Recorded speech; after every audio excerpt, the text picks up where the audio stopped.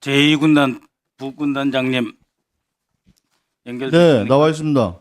네, 증인께서는 정보사 휴민트의 현역 최고참이시며 책임자도 역임하셨습니다. 계엄 위기에 빠진 속에서 그 가운데 서 있는 정보사를 보면서 참 안타까운 마음이실 거라고 생각하는데 정보사 관련해서 가장 정확하게 증언해 주시기를 기대합니다.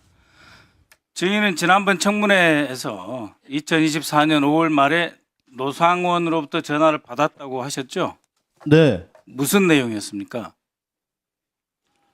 뜻밖의 전화였고 6, 7년 만에 전화할 일이나 관계가 없는데 전화 와서 좀 의문을 가졌는데 네.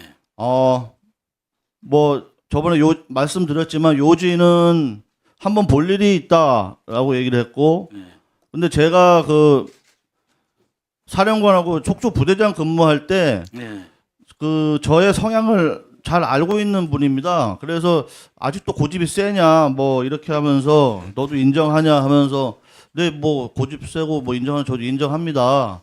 라면서 뭐 그게 주 내용이었고 전화를 바로 끊었고 저는 한참 왜 이런 전화 했을까라고 의문을 가졌는데 그 의문이 계엄 이후에 풀렸습니다. 예, 그래서 증인이 반응이 노상원과 반갑게 뭔가를 도모하거나 협조할 상태가 아니라는 것을 감지하고 문상호를 시켜서 증인을 여단장에서 직무 배제시킨 거 아닙니까?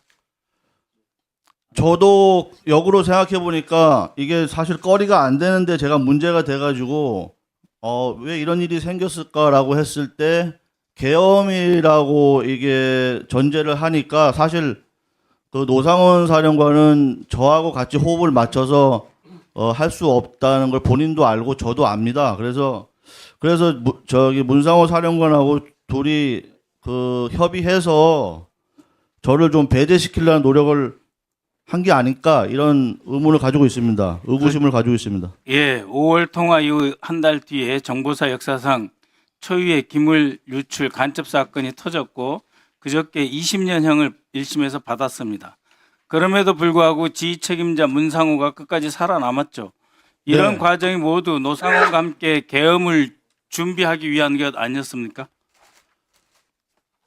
결국 지금은 다 그렇게 판단이 되고 그럴 가능성이 높다고 저도 생각을 하고 있습니다. 사실 그게 언론에는 굉장히 크게 다루어졌는데 사실 언론에 다루어질 문제도 아니고 또 사건화가 생길 문제도 아닙니다. 짧게 얘기를 하면은 그때 외부 영해사무실 지원이 그 문제가 됐는데 사실 외부 영해사무실이라는 거는 저희가 민간 영역하고 협력하거나 협업하기 위해서 운영을 하는 겁니다. 그게 예, 목적입니다. 휴민트 관리, 블랙여원 관리할 때 원래 그렇게 해오던 기관 조직이었다 이런 말씀이시죠? 그래서 그걸 사무실 지원한 거를 업무 배임으로 걸었고 예, 그래서 이건 시간이 없어서 네. 다른 질문으로 넘어가겠습니다. 노상원 수첩 보면 정치인 납치, 북한군 복장, 미군 살해 등 지극히 비상식적인 내용이 들어 있습니다. 또 수거 대상, 수집소 이런 표현이 있는데 이런 거는 정보사에서 쓰는 용어가 아니지 않습니까? 그런데 마치 김영현 노상원이 22차례나 만났고 거의 매일 통화를 한 사이로서 두 사람이 마치 암호를 만들듯이 이런 표현을 써가면서 정말 상상하기 어려운 그런 계획과 행동을 했는데 원래 노상원이 이런 사람이라고 생각하셨습니까?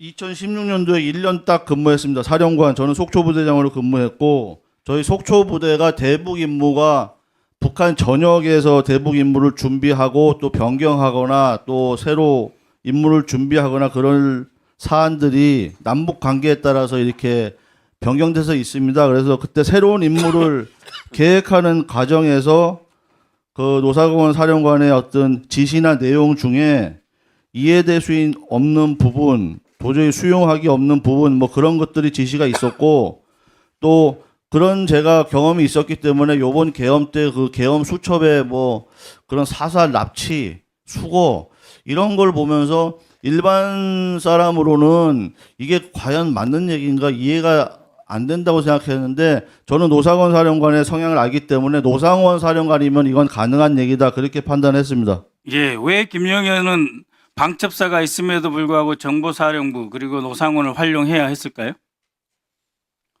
방첩사는 그 무력이나 완력 이런 어떤 특수 이런 인력이 없다고 알고 있고 예. 또 계엄에 필요한 어떤 그 작전이나 무력이나 뭐 이런 걸 동원하려면 방첩사는 안 맞고 예. 그건 뭐 알겠습니다. 정보사 그런 취지가 아닌가 싶습니다. 정보사 휴민트 조직에 계엄 임무가 있습니까? 원래?